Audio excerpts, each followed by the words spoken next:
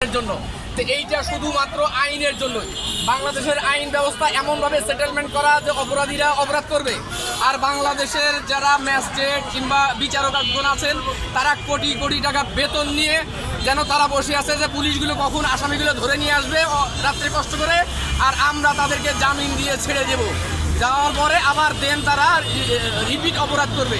তাদের যেন এই অপরাধ প্রবণতাটাই বেশি, এবং তাদের কাছে গেলে দেখবেন ওই কোর্টে গেলে দেখবেন অপরাধের ফাইল আর ফাইল আর ফাইল। কারণ হচ্ছে কোনোটারই বিচার হয় না, যে কারণে অপরাধ আর অপরাধ সিরিয়াল পাবেন না। একটা অপরাধের জন্য আপনাকে 2 মাস ঘুরতে হবে, 3 মাস ঘুরতে হবে, অর্থাৎ রিপিট অপরাধ। 30 বছর 20 বছর 30 বছর যদি একটা কেস ঝুলতে থাকে, তাহলে সে কেসের সাজা হইলেই কি আর না হইলেই কি, ওর জীবনটা তো উপভোগই করে ফেললো।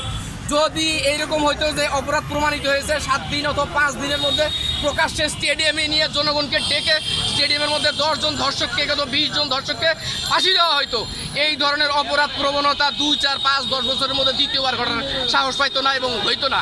এইটা আমি ফ্লুয়েন্টলি বলতে পারি। কিন্তু এই ধরনের কোনো বিচার ব্যবস্থা বাংলাদেশে চালু নাই। অর্থাৎ লেন্দি একটা প্রসেস, আজকে একটা ঘটবে, স্বরাষ্ট্র মন্ত্রণালয় পুলিশের পক্ষ থেকে বলবে আমরা দ্রুত এর একটা ব্যবস্থা নিব এবং সঠিক বিচার আপনারা পাবেন। কিন্তু তারপর ধীরে ধীরে মানুষের জনগণের মধ্যে থেকে এইটা হারিয়ে যায় এবং তারাও ধীরে ধীরে এটা ভ্যানিশ করে ফেলে। এইটা বিচারও হয় না, কিচ্ছু হয় না। যেই কারণে আইনের শাসন ব্যবস্থার কারণেই এই অপরাধ প্রবণতা বাড়তেছে। এখন দেখা যাক একজনকে ফাঁসি দেওয়া হোক, এরকম 10 জন, এই যে 4টা হত্যাকাণ্ড ঘটছে, 4 জনকে ফাঁসি দেওয়া হোক এই মাসের মধ্যে, দেখবেন সামনে 6 মাসের কোনো অপরাধ নাই। তো এই জন্য আমি বলতে চাই, বিচার ব্যবস্থার ভুলের কারণে, সমস্যার কারণেই আমাদের এই অপরাধ প্রবণতা তৈরি হয় এবং আমরা অপরাধী হয়ে যাচ্ছি দিন দিন। আমাদের জনগণও ঠিক ধীরে ধীরে অপরাধের মধ্যে ডুবে যাচ্ছে, যার কোনো বিচার সালিশ কিচ্ছু নাই।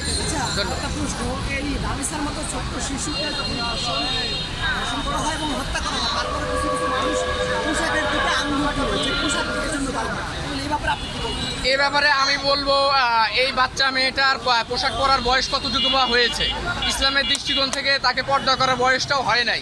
এইটা আসলে বিকৃত মন মানসিকতা, বিকৃত চিন্তা চেতনা, মানে নগ্ন চিন্তা না হলে এই ধরনের ঘটনা ঘটে না। হ্যাঁ আমি দেখতাম যে না, মেয়েটা হলো উশৃঙ্খল হয়ে চলাফেরা করতো, তার বয়স অনেক, সে অ্যাডাল্ট টাইপের মেয়ে, কিন্তু তার তো মানে সে মেয়ে হিসেবে জন্মগ্রহণ করেছে মাত্র। একটা মেয়ের সিমটম নিয়ে জন্মগ্রহণ করেছে, সে বুড়ি মাত্র, পোলিও না, সে বড়ও হয় নাই। তো এক্ষেত্রে পোশাকের আমি দোষ দিব না, এক্ষেত্রে দোষ সমাজ নয়, রাষ্ট্র ব্যবস্থার দোষ, আইনের শাসনের ব্যবস্থার দোষ। এখানে পোশাকের কোনো দোষ আছে বলে আমি মনে করি না আমার জায়গা থেকে। আচ্ছা, হঠাৎ করে খুন খারাপি এত বেড়ে গেলে কেন? মাত্র 3 মাস নতুন সরকারের বয়স। এটার মেইন রিজন হলো সরকারি কিছু লোকজন, হয়তো তারা তাদের কিছু লোকজন থাকে, তারা চায় যে তাদের প্রভাব বিস্তার করে বিভিন্ন মহলে বিভিন্ন জায়গায় চাঁদাবাজি, ধান্দাবাজি, হত্যা, ধর্ষণ, খুন এ ধরনের কর্মকাণ্ডেও লিপ্ত হতে। কিন্তু সরকার হয়তো এটা বলে দেয় না যে তুমি এটা করো, কিন্তু তাদের ওই সরকারি প্রভাবের কারণে, অর্থাৎ বাংলাদেশের রাজনীতি হচ্ছে একটা পেশা। মানে অন্য দেশে কিংবা অন্য জায়গায় যে কোনো জায়গায় দেখবেন যে তাদের পেশা হিসেবে পলিটিক্স না, কিন্তু বাংলাদেশের একজন পলিটিশিয়ানকে যদি জিজ্ঞেস করা হয় আপনি কি করেন, উনি বলবে আমি পলিটিক্স করি। তো পলিটিক্স তো স্যালারি পে করে না যে ও হলো জীবনযাপন করতে পারে, ওর জীবন চলে চাঁদাবাজি, ধান্দাবাজি, খুন, হত্যা, ধর্ষণ, এইসবের যে একটা চাঁদা হয়। একটা মেয়ে যদি খুন হয়, এখানে গিয়ে দেখবেন যে আর একজন বলবে ঠিক আছে তুমি আমাকে টাকা দাও, এটা মীমাংসা করে দিচ্ছি। এখানে হয়তো 2, 4, 5 লাখ টাকা নিয়ে এটা মীমাংসা করে দেবে। এগুলাই হতে তাদের জীবন জীবিকার প্রধান উৎস, যেই কারণে অপরাধ প্রবণতা আরও দিন দিন বাড়ছে এবং বাড়বে। ধন্যবাদ আপনাকে অনেক।